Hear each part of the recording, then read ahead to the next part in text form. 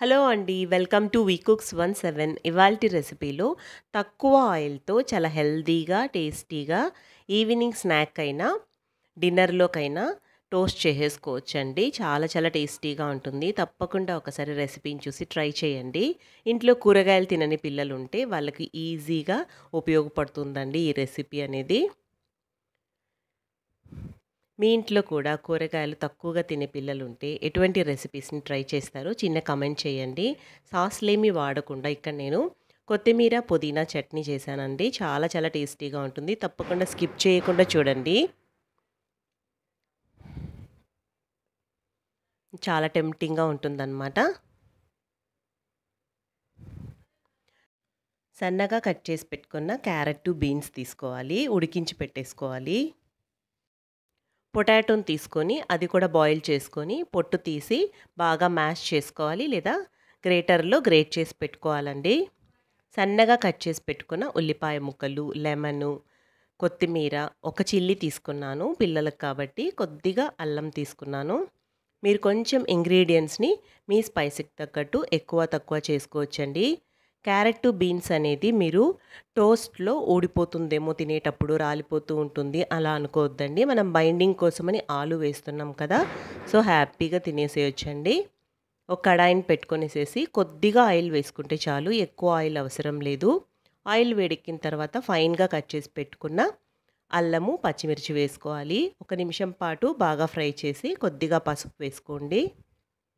ఉల్లిపాయ ముక్కలనేటివి సన్నగా తరిగినవి వేస్తాం కదా! ఎక్కువ సేపు ఫ్రై చేయకండి. క్రంచీగా ఉంటేనే బావుంటుంది. మళ్ళీ టోస్ట్‌లో కూడా మీకు ఫ్రై అవుతుంది కాబట్టి ఎక్కువ సేపు ఇక్కడ ఫ్రై చేయకండి. ముందుగా ఉడికించి పెట్టుకున్న క్యారెట్, బీన్స్ వేసేసుకోండి. టోస్ట్‌లో బీన్స్ ఏంటి ఏం బావుండదు అని స్కిప్ చేయకండి. చాలా చాలా టేస్టీగా ఉంటుందండి. మనం మసాలాలన్నీ వేస్తాం కదా! ఏవైనా కూరగాయలు తినకపోతే వాటిని మీరు టోస్ట్‌లో వేసేసారనుకోండి, పిల్లలు ఇటువంటి రెసిపీస్‌నైతే బాగా తింటారు కదా! ఉడికించి పెట్టుకున్న పొటాటోని కూడా వేసేసి బాగా కలిసేలాగా కలిపేసుకోండి. ఇదే విధంగా మీరు బీట్రూట్‌ని కూడా తురిమి వేసుకోవచ్చండి, బావుంటుంది. బఠానీ వేసుకోవచ్చు.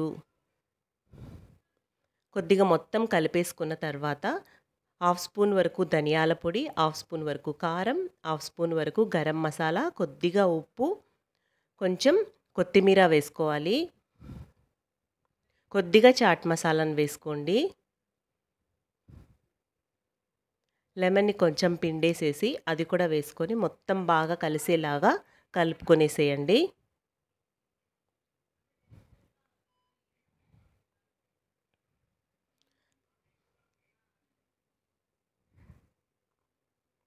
తక్కువ ఆయిల్‌తోనే టేస్టీగా చేసేసుకోవచ్చండి. పిల్లలు కూడా ఇష్టంగా తింటారు.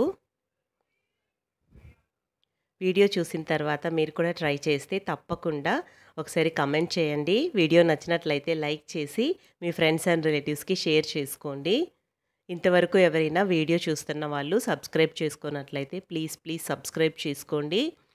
500 సబ్స్క్రైబర్స్‌కి దగ్గరగా ఉన్నానన్నమాట. చూడండి, కొంచెంగా తీసుకొని మీరు టేస్ట్ చేసినట్లయితే ఉప్పు కానీ, కారం కానీ మీకు తక్కువైతే కొంచెం మరికొంచెం యాడ్ చేసుకోండి.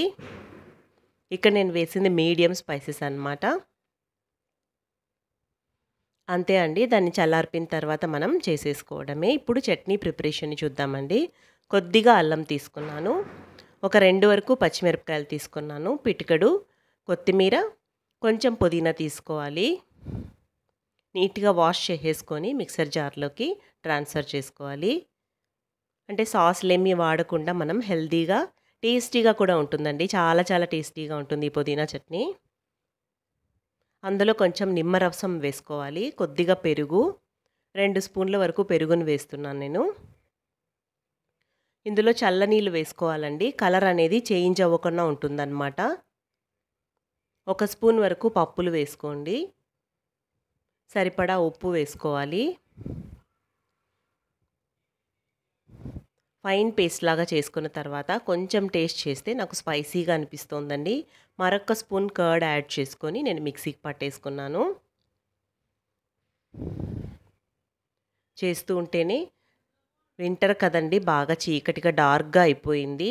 టైం చూస్తే 6:00కే పిల్లలొచ్చినప్పుడు చేయిస్తున్నాను. అయినా చాలా డార్క్‌గా అయిపోయింది.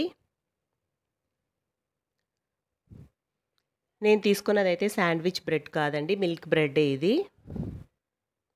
మధ్యలో స్టఫింగ్ చేసేసుకొని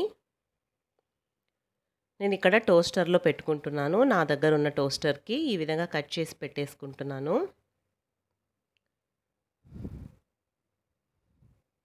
చూడండి కొద్దిగా కింద బటర్ వేసేసేసి ఆ విధంగా పెట్టేస్తే 2, 3 మినిట్స్‌లో టోస్ట్ అయిపోతుందనమాట. చాలా క్విక్‌గా తినేసేయొచ్చు. టోస్ట్ లేకపోయినా మనం పాన్ పైన ఈజీగా ఫ్రై చేసుకోవచ్చండి. ఇంకా క్రంచీగా వస్తుంది. పైనుంచి మరికొద్దిగా బటర్ పెడుతున్నాను. ఇది నాది చాలా ఓల్డ్ టోస్టర్ అండి ఇది. వస్తుంది. జస్ట్ పెట్టిన తర్వాత గ్రీన్ లైట్ వచ్చినప్పుడు చూసుకొని ఒక 2 మినిట్స్ పెట్టామంటే అయిపోతుంది. మీకు మరొకటి పాన్ పైన చూపిస్తున్నానండి. కింద కొద్దిగా బటర్ వేసేసుకొని స్టఫింగ్ చేసేసుకొని లో ఫ్లేమ్‌లో పెట్టి మంచి కలర్ వచ్చేంత వరకు ఫ్రై చేసుకుంటే సరిపోతుందండి. అప్పటికప్పుడు వేడివేడిగా తినేసామనుకోండి పైనుంచి చాలా కరకర ఉంటుంది. అంతే అండి. 2 వైపులా కాల్చేసుకుంటే మన టోస్ట్ రెడీ అయిపోయిందనమాట. టోస్టర్‌లో కూడా రెడీ అయిపోయింది చూడండి. ఈజీగా వచ్చేస్తుంది. తప్పకుండా మీరు ట్రై చేసి ఒకసారి మీ ఫీడ్‌బ్యాక్‌ని కామెంట్ రూపంలో తెలియజేయండి. థాంక్స్ ఫర్ వాచింగ్ అండి.